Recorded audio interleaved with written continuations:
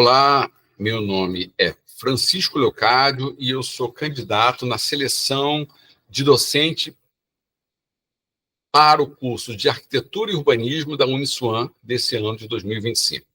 A competência na qual estou inserida é de conforto ambiental e a aula me foi oferecida ou colocada para apresentar para vocês é a de análise do conforto ambiental em edifícios.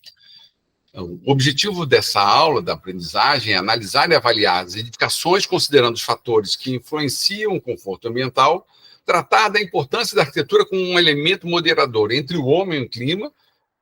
E isso é muito importante porque o pensamento do conforto ambiental, do conforto em si, passa por isso, né?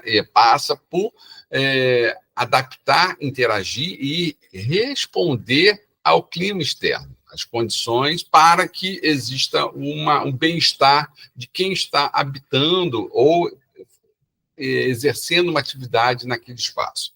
E propor soluções que otimizem o desempenho ambiental de edificações existentes, priorizando a aplicação do design passivo. Design passivo entendido como um pensamento projetivo que busca otimizar os recursos disponíveis, evitando o desperdício e evitando também o gasto excessivo de energia, seja na execução da construção, ou seja na manutenção daquele bem-estar interno para o homem que ali exerce uma atividade.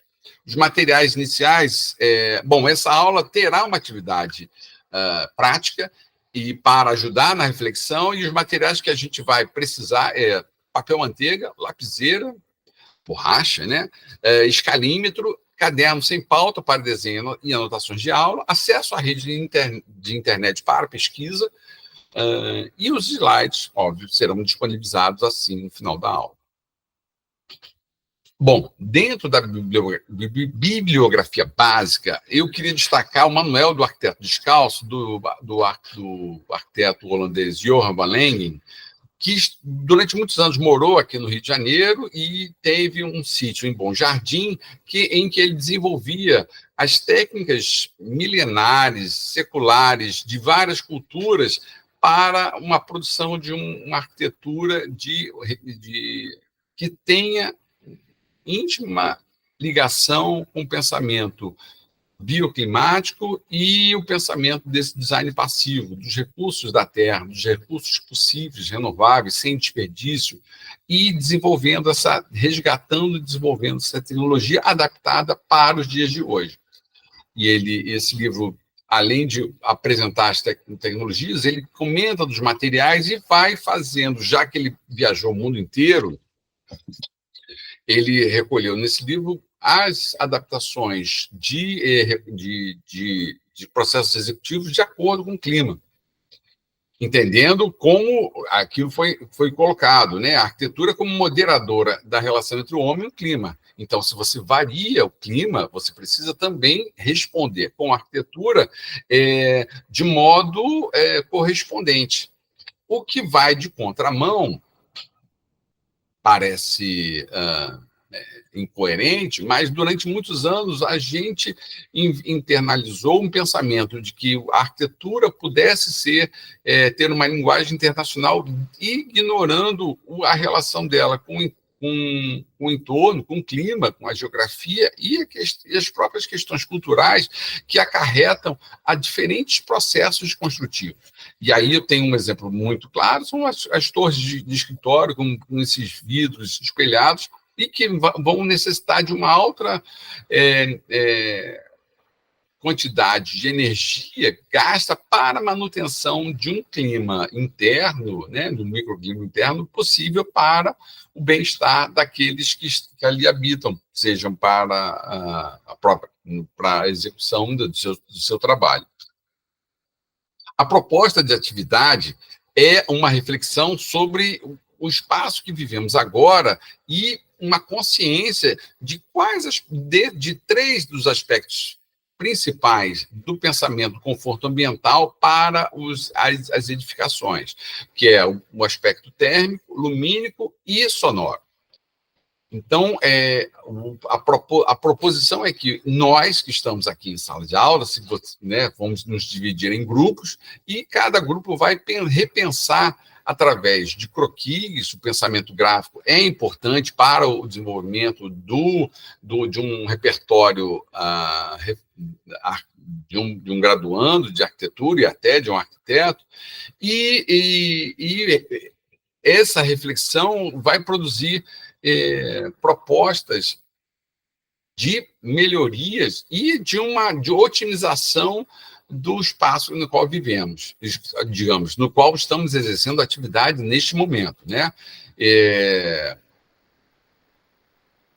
Vocês podem propor modificações, ou caso haja manutenção das soluções da qual estamos, que essas sejam justificáveis. Por exemplo, uma coisa um pouco óbvia é, se a gente está numa sala de aula, de alguma maneira, precisamos de algum conforto sonoro para que vocês me escutem e vocês escutem entre vocês. Se a gente está num edifício implantado, num ambiente urbano, com muito tráfego, né, próximo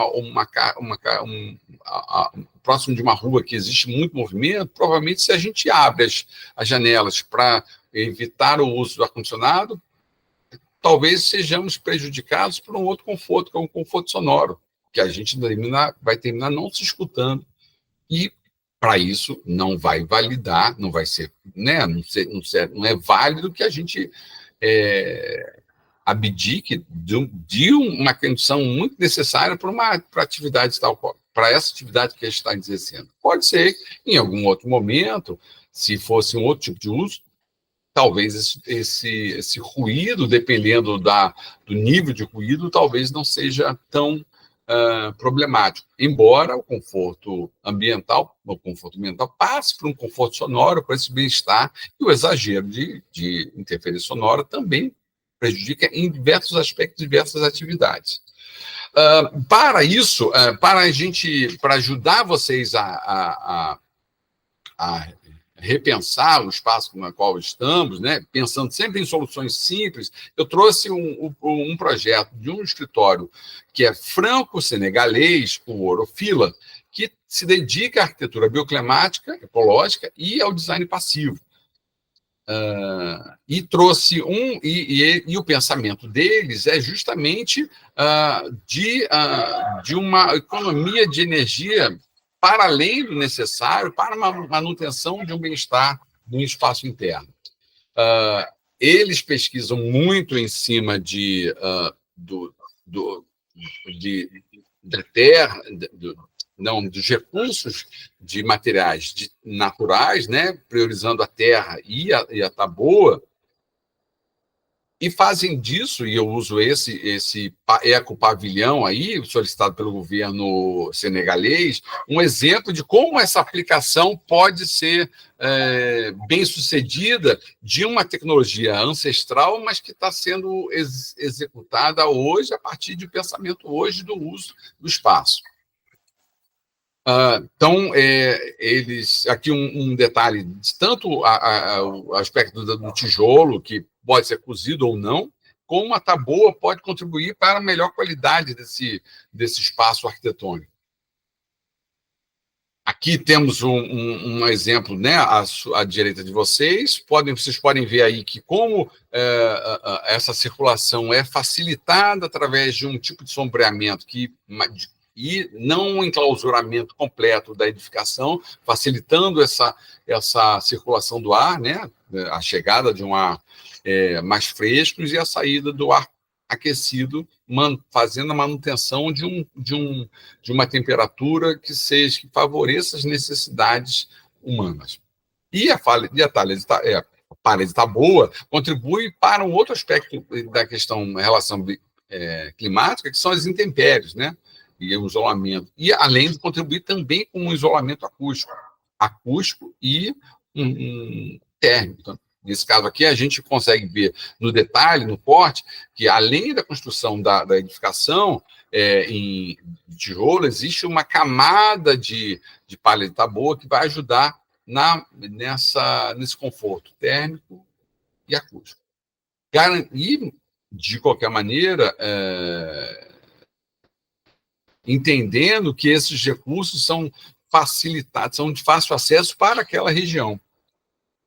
Aqui, uma outra foto interna, onde a pálida está boa, é utilizada como um isolante acústico, um facilitador de uma manutenção de um conforto acústico.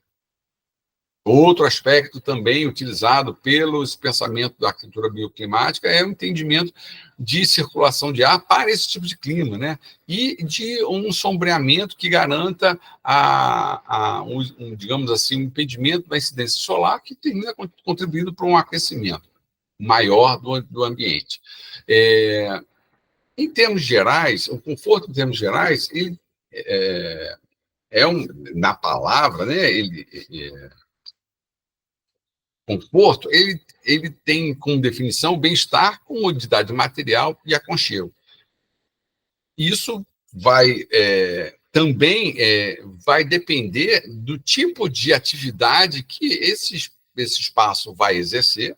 Como eu falei, se é uma sala de aula, a gente tem uma característica, uma certa produção de calor, porque existe algum tipo de atividade que é diferente de um quarto, em que, se é para dormir, existe um silêncio ainda maior, uma luminosidade diferente, em função da atividade que vai se exercer naquele quarto.